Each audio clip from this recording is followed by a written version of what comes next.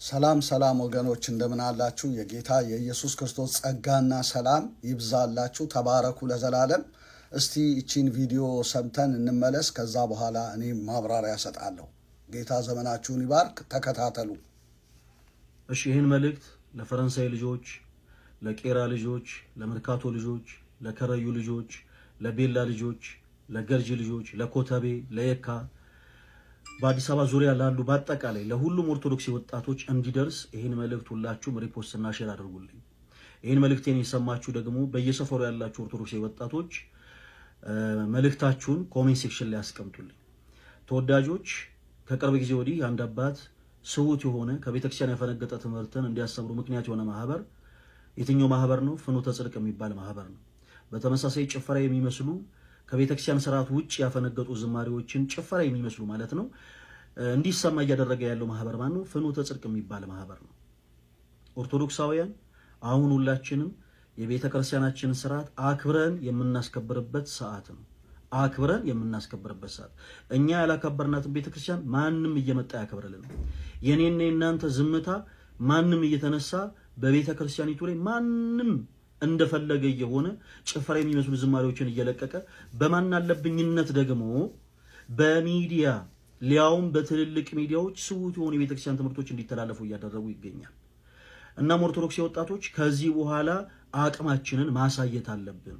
ኦኬ፣ ማህበሩ በጣም ስውት የሆኑ ትምህርቶችን በተደጋጋሚ እየለቀቀ ይገኛል። በተመሳሳይ ደግሞ በጣም ለጭፈራ ቅርብ የሆኑ ለስጋ ጆሮ የሚመቹ ዝማሬዎችንም ደግሞ እያቀረበ ይገኛል። ኦርቶዶክሳውያን ቤተክርስቲያናችን የአዳራሽ አገልግሎት አያስፈልጋትም። አውደ ምሕረቷ ሰፊ ነው። ክርስቲያናችን አንደራደርም። ከዚህ በኋላ እንዲህ አይነት መልእክት የሚተላለፍ ከሆነ በእነዚህ ሰዎች ላይ እኛ ኦርቶዶክስ ራሳችን እንፈርዳለን። እግዚአብሔር አምላክ የተባረከና የተመሰገነ ይሁን። ወንድሜ ፈለገ ሕይወት ወንድሜ ፈለገ አትናቴዎስ ነው የምትባለው። እግዚአብሔር ይባርክህ። በፌስቡክ በዩቲዩብ ባስተላለፍኩት መልእክት በብዙ የእግዚአብሔር ቃል ተጠቃሚ እንድትሆን ምክር ሰጥቼሃለሁ። ከዚህ ቅስቀሳና ይሄ የደቦ ተግባር እንድትመለስ፣ ይሄ ከእግዚአብሔር እንዳልሆነ መጽሐፍ ቅዱሳዊ አስረጃዎች በመስጠት በብዙ መክሬሃለሁ። ያንን ምክር ገንዘብ ብታደርግ በብዙ ትጠቀማለህ። አሁን ደግሞ በዚህ በቲክቶክ ጥቂት ነገር ልልህ እፈልጋለሁ። ይሄ ቅስቀሳ ሰዎችን የወንጌልን እውነት በመቃወም ተነሱ ብሎ ትውልድን ወጣትን መቀስቀስ ለማንም አይጠቅምም። ሌላ ቀርቶ ካንተ በፊት ለቀሰቀሰው ለምሕረተአብም አልጠቀመም። አዎ ምሕረተአብ እኮ ቀስቅሶ ያን ጊዜ አይተሃል። በይሄ እስጢፋኖስ አካባቢ ባለው አደባባይ ለምን ይደረጋል ብሎ ቀስቅሶ ተነሳ ህዝቤ ተነሳ ብሎ፣ እሱ ግን ሄዶ ሸዋሮቢት ነው የተደበቀው። እንደውም ስንሰማ በአንዲት ሴት ኩሽና ውስጥ ነው ተደብቆ በብዙ ፍርሃት ውስጥ የነበረው እና አልቀጠለም በዛው። ስለዚህ ይሄ ቅስቀሳ ለማንም አይሆንም። አዎ ምናልባት የዋሃን የሆኑ ሰዎች ተቀስቅሰው በአንተ ለዚህ ደም ለማፍሰስ ቢማገዱም ጉዳቱ የከፋ ነው የሚሆነው። አንተም ደግሞ ከዛ ነገር ተጠያቂ ከመሆን አታመልጥም እና ይሄ በጣም በጣም ከባድ ስለሆነ ተመለስ ነው የምለው። ክብር ለእግዚአብሔር ይሁን። ሌላው ዘማሪ ዶክተር ደረጀ ከበደ አንድ የዘመረው መዝሙር አለ። ሲያጠፉት ይነዳል፣ ሲያፍኑት ይብሳል፣ ገና በእኛ ወንጌል ዓለም ይናወጣል ብሎ ነው እና ወንጌልን ማዳፈን አይቻልም፣ ማጥፋት አይቻልም። ወንጌል የእግዚአብሔር ስለሆነ ማለት ነው። ሄደ አይተ ከሆነ ሮሜ 1:8 ላይ ጳውሎስ ለእግዚአብሔር ወንጌል ነው የተለየው። ያ ወንጌል ደግሞ ለእግዚአብሔር ወንጌል ተለየ ይለናል። ያ ወንጌል ደግሞ ከዳዊት ዘር ስለተወለደው ሮሜ 1:5 ላይ እንደ ቅድስና መንፈስ ከሙታን መነሳት የተነሳ በኃይል የእግዚአብሔር ልጅ ሆኖ ስለተገለጠው ስለ ልጁ ነው ብሎ ነው የሚናገረው። አየህ፣ ወንጌል ስለ ኢየሱስ ነው። ወንጌል ባህል አይደለም። ወንጌል ስርዓት አይደለም። ወንጌል ሲወርድ ሲዋረድ የመጣ አይደለም። ወንጌል ኢየሱስ ነው። ከሙታን መነሳት የተነሳ በኃይል እግዚአብሔር ልጅ ሆኖ ስለተገለጠው ስለ ልጁ ነው የሚለው። ስለዚህ የልጁ ወንጌል ደግሞ በደም የተመሰረተ ነው። መስዋዕት የተከፈለበት፣ ስሬት የመጣበት፣ ትንሣኤ ሕይወት የተገኘበት ስለሆነ እግዚአብሔርን ፈቃደኛ አይደለም። ብዙ የወንጌል ተቃራኒዎች ናቸው የተለወጡት። የጊዜ ጉዳይ ነው እንጂ ምሕረት አብም አንተም ትለወጣላችሁ፣ እርግጠኛ ነኝ። እግዚአብሔር የተመሰገነ ይሁን። ስለዚህ ለእግዚአብሔር ወንጌል ያ አሳዳጁ ጳውሎስ ተለየ ብሎ ነው የሚናገረው። ስለዚህ ለዚህ ነው ዘማሪው ሲያጠፉት ይነዳል፣ ሲያፍኑት ይብሳል፣ ገና በእኛ ወንጌል ዓለም ይናወጣል ያለው ከዚህ የተነሳ ነው። ስለዚህ ወንጌል በማርቆስ 16 ላይ እንደምንመለከተው ከፀሐይ መውጫ እስከ መጥለቂያው ድረስ የማይለወጠውን ወንጌል በእጃቸው ላከው ነው የሚለው። አየህ፣ ወንጌል ከፀሐይ መውጫ እስከ መጥለቂያ የሚሰበክ ነው።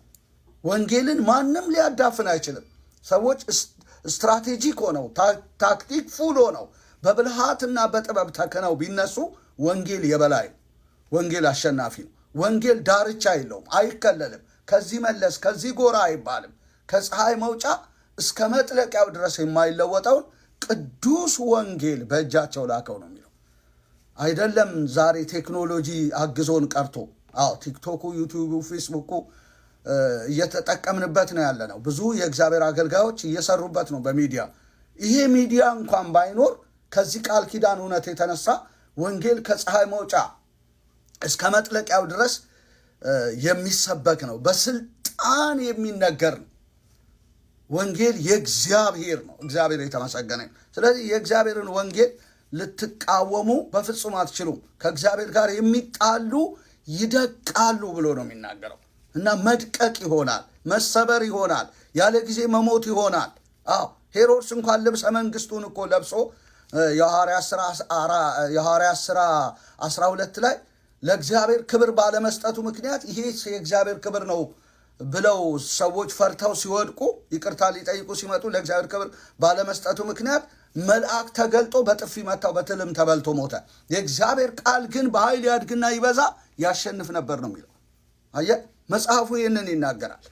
ስለዚህ ሰዎች ልብሰ መንግስት ለብሰው ዙፋን አለን ብለው እንኳን ቢነሱ የእግዚአብሔርን ወንጌል ሊያቆሙ ኃይለኞች ሆነው እጃቸውን እየጫኑ መከራ እያመጡ ቢቃወሙ የእግዚአብሔርን ወንጌል ሊያስቆሙ አይችሉም።